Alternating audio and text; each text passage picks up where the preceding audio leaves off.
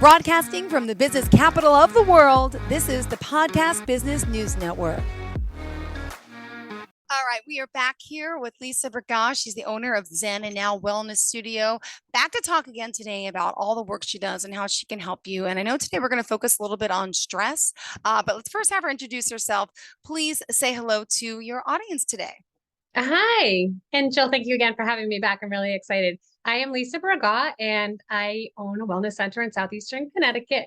We do a lot of yoga and mindfulness and fitness and holistic approaches to healthcare. I'm a pharmacist, and so I can help people manage their medications and sometimes even to reduce the medications that they're on by adding other modalities to just keep us healthy and well and thriving. Perfect. And just a little bit about your background. You live in Connecticut, right? Yes. And your Yes, studio, though, really, you work with people all over the world with Zoom and all 7 absolutely. days a week.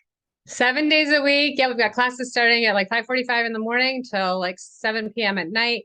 And we have people Zooming from all over the world, And which is really last fun. time, yeah, we talked a lot about self-care, which I think is important. And today I know stress Yeah, is super important. Unfortunately, a lot of us deal with yeah. it. We're going to talk a little about some of those techniques, how to help with that today.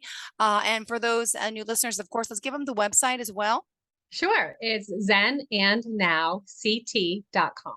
Perfect. All right. So let's get started. So the topic for the day is Stress resilience. perfect. And what is that exactly? Yeah, so stress resilience, I like to use that term instead of stress free because stress free is really, really impossible. In fact, we thrive under healthy stress. That's how we grow. Physically, we have bone, weight bearing exercises so our bones get stronger and our joints get stronger. We do thrive under stress. That's how we grow. We push our edges and then we get bigger.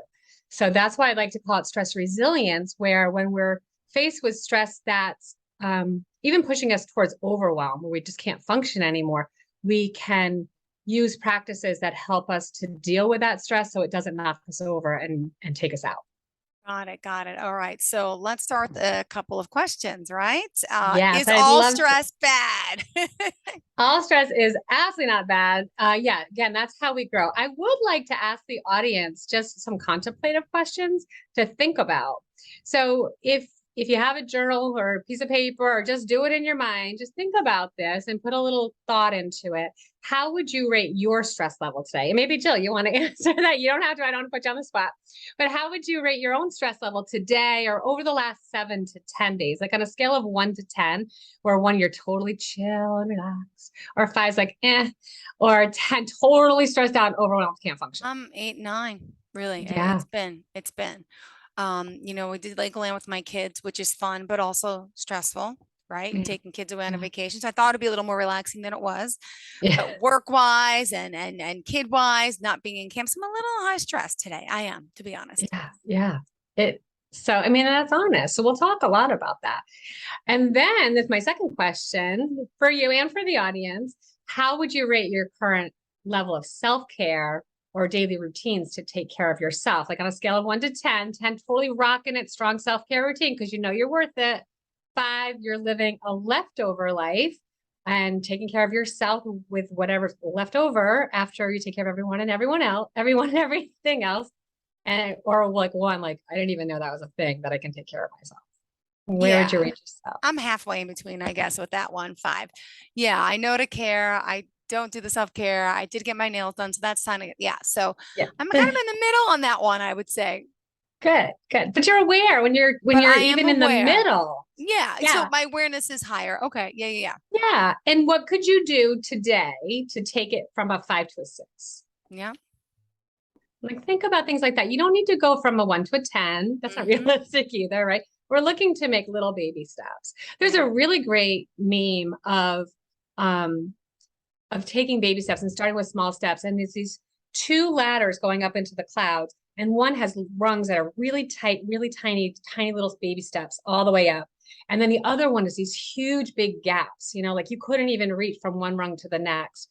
So we might do these big leaps and bounds, and we're never going to get any higher because we can't reach that next step. So those little baby steps are what are really important. And that's what I'd like to kind of focus on a little bit today, and how to get out of these stressful situations without leading to overwhelm. Overwhelm is when you just can't function. Stress is when you're like, okay, I've got things to do. I need to prioritize. I need to get some clarity, and then I can move to the next thing. Overwhelm is just when you're knocked out, you just can't function at all, and you just need to stop everything and pull yourself away. So there is a big difference between that, and maybe even get professional help, which Yeah. I do recommend. Well, let me ask you this now because there is also something called good stress, right? I never Yes. knew that. I Yes. What's good stress? So good stress is when you're challenged, right? You're challenged and you step up, Okay. I got it. All right. right? And you rise to the occasion. So small stressors, small exposures to a stressor is really, really beneficial. This is how we grow. Cortisol gets such a bad rap, right? We hear cortisol, we're like, oh, cortisol, that gives us belly fat, especially, as women get older, they're like, oh, that cortisol. So poor cortisol gets a really bad rap, but it's really, really a functional hormone that helps us survive. It helps us to deal with stress in a healthy way. So when we're stressed out, or when we're presented with a stressor, our brain, different parts of our brain have a little communication, and one hormone is released and tells the other part of the brain another thing, and then it sends another response, like a little text message system, a little loop that goes to the adrenal glands above your kidneys that tells the body to make cortisol. And when we make cortisol, we become more alert. Cortisol helps our body to mobilize sugar. So we store sugar in our body for when we need it. So you get, presented with a stressor, and your cortisol allows your body to release more sugar so that you can react, you can Mm-hmm. function. I like to Yep. use the word respond Yep. instead of react. So when we're reacting and we're reacting without thinking, without pausing, I feel like that's the more quote bad stress. That's what gets us into trouble. When we Yeah. pause and take a moment to reflect, and then we decide how to respond, I think that helps us to be more in a thrive state. Okay. And then over time, though, if we're continually exposed to these stressors, and we're not being chased by tigers anymore. This limbic brain, this old brain, was built to keep us alive and to procreate. So, but we're not living in caves anymore. We're not being chased by saber-toothed tigers, but our brain hasn't adapted to that. So it's still trying to keep us safe and and able to procreate. So anything that's gonna jeopardize that, the brain is gonna say stop, and then it's going to put us into the state of either overwhelm or excessive stress. What happens when we're in these states of excessive stress, that system gets turned off. So in a normal stress response, in a healthy stress response, we release those stress hormones, and then there's a negative feedback loop that tells the brain, okay, I have enough, I'm good, and it stops. But what most of us are in this society and our Western culture is the go, go, go, go, go. And that negative feedback loop never gets shut off. So we're constantly being triggered.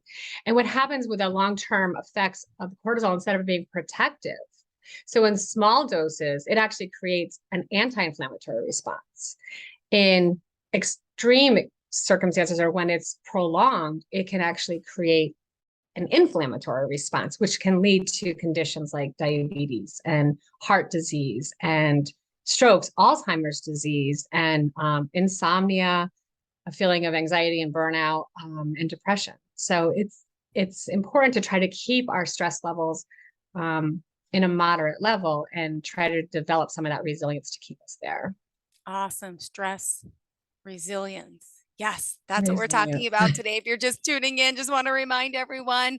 And At this time, just want to point out your website one more time, if you don't mind, Lisa. It's zenandnowct.com. Perfect. Thank you so much. All right. Great. So we got stress resilience. We're going to talk about stress state, thrive state. We're talking difference between anxious and excited. And we're going to learn about some new habits today and practices to how to reduce our stress, right? Yeah. Yes. Yeah. Yay. And just can Okay. I ask you a personal question? Absolutely. Your stressors, how have you learned? Clearly, you're teaching us how to handle stress. So that means I assume you've had stress in your life. How did you Yeah. learn to cope with it? Who guided you through this situation? Oh my gosh. I actually had OCD, like detrimental OCD, where I thought people were going to die if I didn't put the quarter in the payphone facing up in this way, like crazy habits. It's a joke in my family. My sister and I would sit in front of the the stove before we leave the house and point at all the buttons and be like off, off, off, off, off, off, off, off, off, off. So I've created lots of habits. Like I got my curling iron has an automatic shut off. So if I forget to unplug it, I'm not going to leave the house and say, oh my God, did I turn off the curling iron or the iron? So I've created safety mechanisms there just to get myself out of my own way. Yeah. I ended up with some pretty bad physical ailments because of my stress. I had stomach issues, IBS, bleeding ulcers, so and I was young, really young. And I was told, like I had all these tests and even from high school on, and they said, oh, you're just stressed out. I'm like, I'm not just stressed out. I don't feel stressed. They go, your body's taking it out on itself. And that was an eye opener. And then I just decided I can't live like this. I can't feel like this. So I had to start developing some strategies. And it wasn't until much later that I came into yoga and meditation and deep breathing, which is so, so, so helpful. You can take a big, deep belly breath, just one, and it will change your state. And we can change our state from either like if we're feeling a little low and sluggish, and you just need a little pep, you can, do some breath exercises or like do a couple jumping jacks or just physically change your state by moving your body. But we can also do it the other way. So if we're feeling too buzzy, too wired, we can calm it down by using our breath. Got it. All right. So good. Thank you for sharing that because, a lot of people look at you and say, oh, how does she handle stress so well? Well, you've been through it, you've walked it, you can really Oh yeah. empathize and understand. So, Yeah. where are we? There's so much going on. I forgot. So, are we talking anxious This anxiety or are we going over the steps? I'd like to talk about the stress state and the thrive state Good. a Thank you. little bit. Thank you. Because I Bring me do back think to that's a speed. really big distinction because they feel the same, right? They can feel the same. Like when you're stressed but excited versus when Mhm. you're stressed and anxious. There's not much difference there. Like when you are excited about something, how do you feel? Like your heart races and your palms You're get happy. I'm sweaty. like this. If you're not, Yeah. yeah. And, Yeah. and you're happy and you're breathing deeply and your butterflies are in your stomach. When you're anxious, afraid to do something, how do you feel? Like your hands are sweaty and your heart races and your butterflies in your stomach, but you tend to Yeah. hold your breath Yeah. and kind of collapse. So there's not much difference physiologically in our Okay. bodies between the stress Hmm. sensation and the excitement sensation. Okay. And the only difference really is there's two: our brain, how we think or perceive what's going on, and our breath.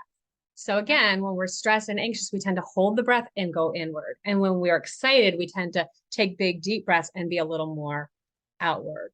Does that make sense? Does make sense. Yeah. Yeah. And so we have branch of our nervous system called the autonomic nervous system, which is our automatic nervous system. It's what helps our heart and lungs breathe and pump without us having to think about it.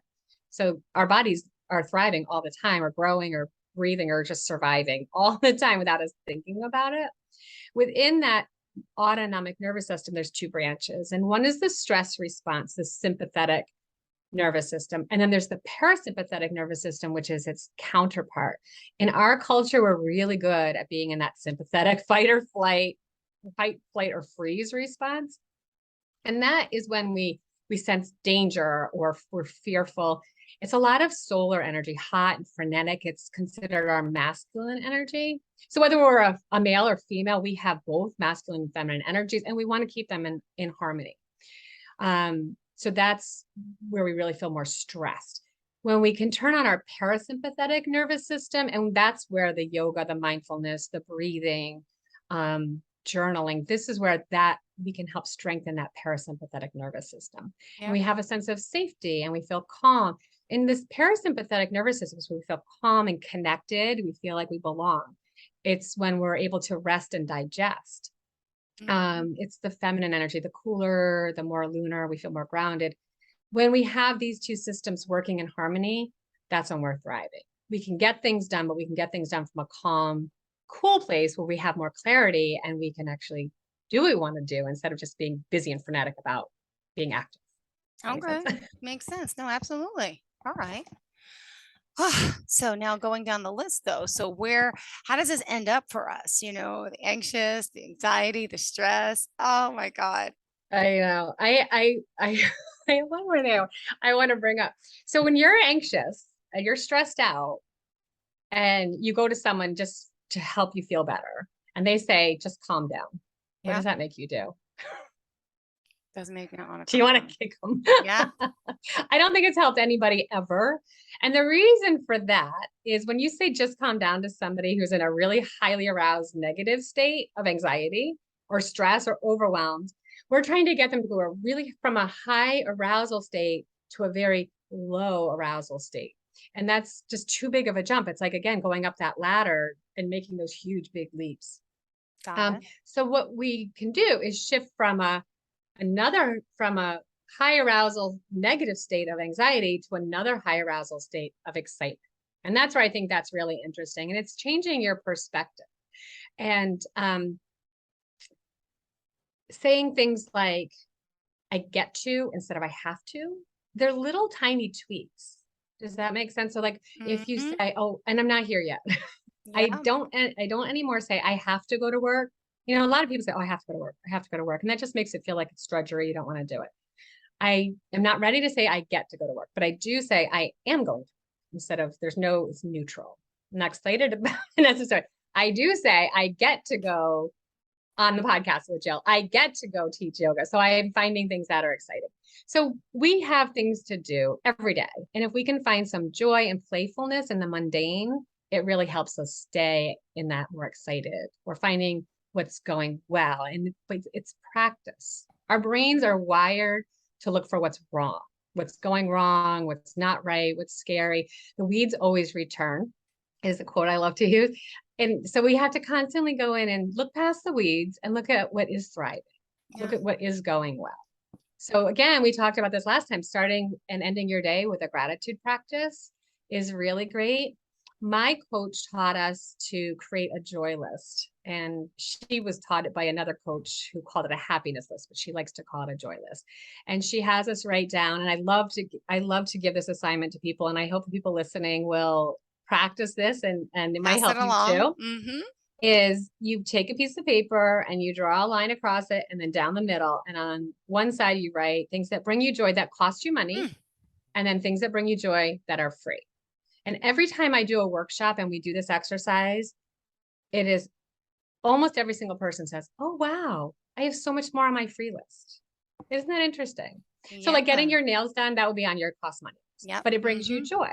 It And so, when does. you're feeling down and when you're feeling anxious or you're feeling depressed or overwhelmed, pull out that joy list, keep it out, and go do something on it. And make it a practice. Like every day, I'm going to do 2 things on my joy list, or every week, I'm going to do 2 big things on my joy list. You know, that's a really great practice. I got my pen ready. I'm going to think about this. I want a vacation more. That's on my joy list. Put I it on your do. joy list.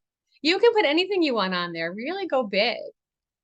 I want a Um, bigger, beautiful house, and I want a house in the water. And I want a boat. Is that selfish? I don't have that, but not no, everyone does. that's not. And you know that brings up another point Like want and need. I of don't need it, but I want it. What? But and if so you is that want it rude? and it's coming from a good place and you're not harming anybody else, that is fine, right? That's totally fine. And you know, when you do well, then you can give more.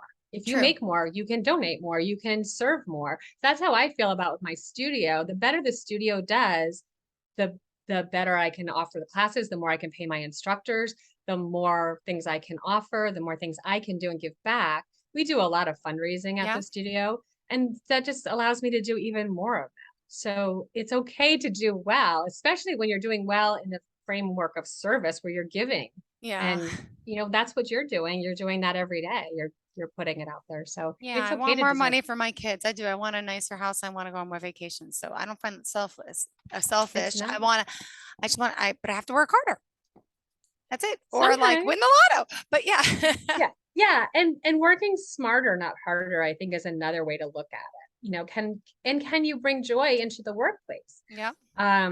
Recently I heard it was Confucius that said this. I always quoted Ben Franklin, but they say when you love what you do, you never work a day in your life. It's so true. It Yeah. really is. Yeah. Yeah. So finding what you love to do and serving from there, I think is so, so valuable. And then you show up better. And I think that is another key, like underlying current is showing up. How do you show up for yourself? And what do you want to feel more of? And making those lists too. Like, do you want to have more joy? You want to have more time with your family? You want to have more play? put those things on a list. Like, what do you want to feel more of, and how can you attract those in, and focus on that instead of what's not going well. Focus on what is going well, and you'll attract more of what's going well. When you focus on what's wrong, you'll just keep attracting more of what's wrong. There was a really funny meme on Facebook a few weeks ago that was like, how come I always catch my sweater on the door handle when I'm in a bad mood? Like when something's going wrong, you just keep having more things. Oh, then you get the speeding ticket, and then you get whatever, and then you spill your coffee. And it's always that negative spiral. When you're looking at what's going wrong, you're going to keep finding more of what's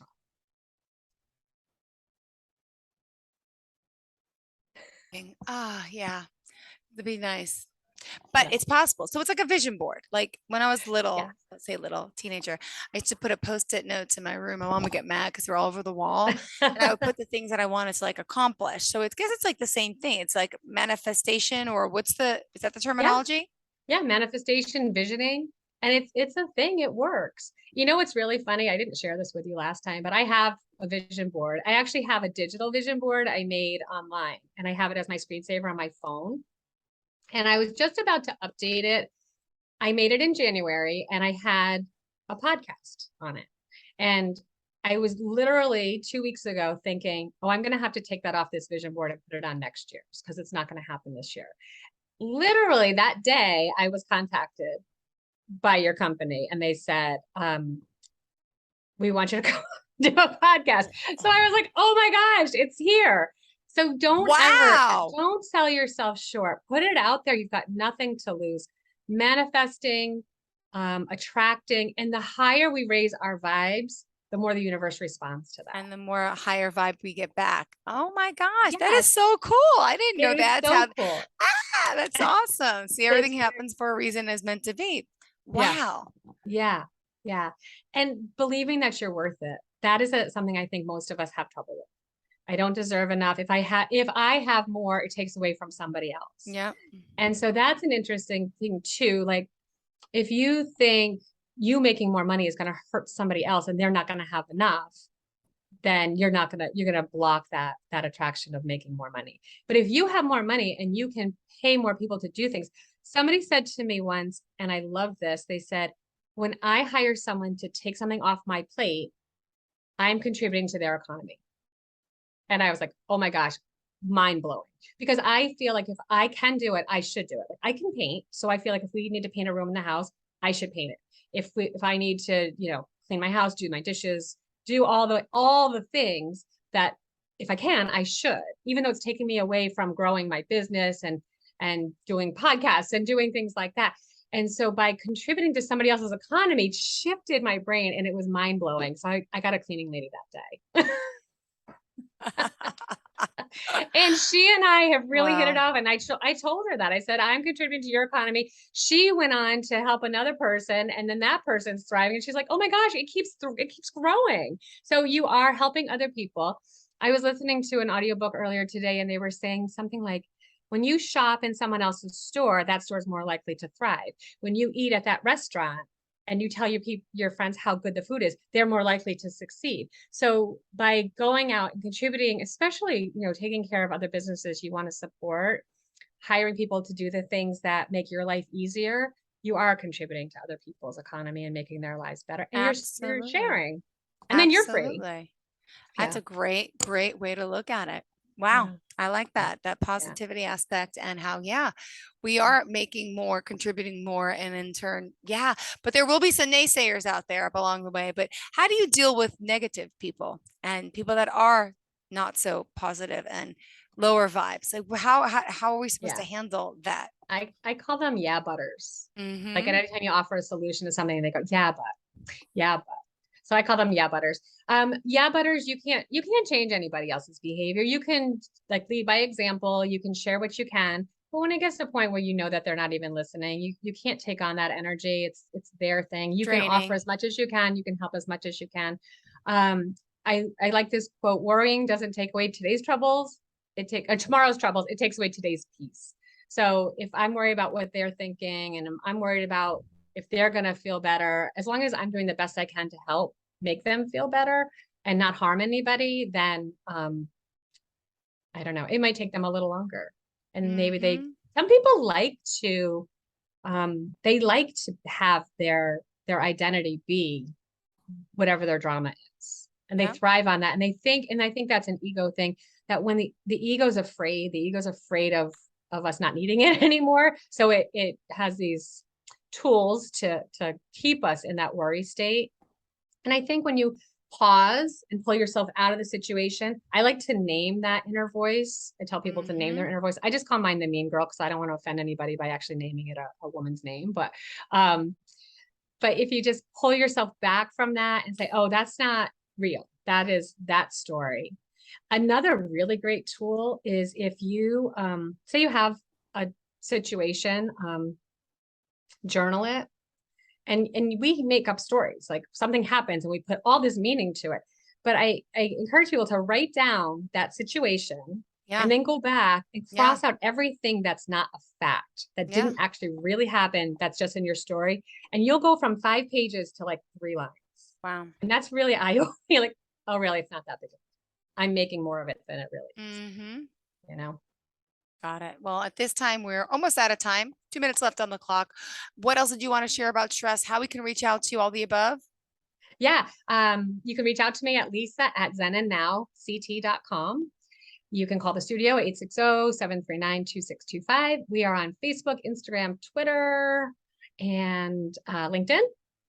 And Perfect. so one point I just want to remind people is these aren't difficult things to do. They're simple practices, pausing, breathing, learning more mindfulness strategies, which I'm happy to teach in the next podcast. But you Perfect. just Thank need to you. remember to do it. So making things less daunting, creating simple daily habits you can stack on top of things you're already doing will just, it'll make you take those little baby steps up that ladder instead of these big leaps. Perfect.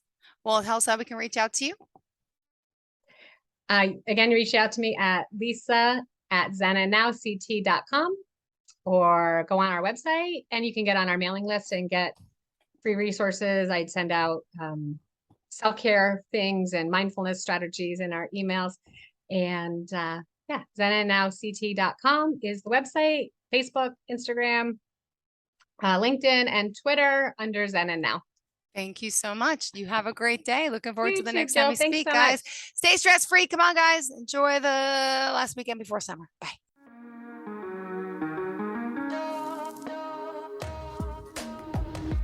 Broadcasting from the business capital of the world, this is the Podcast Business News Network.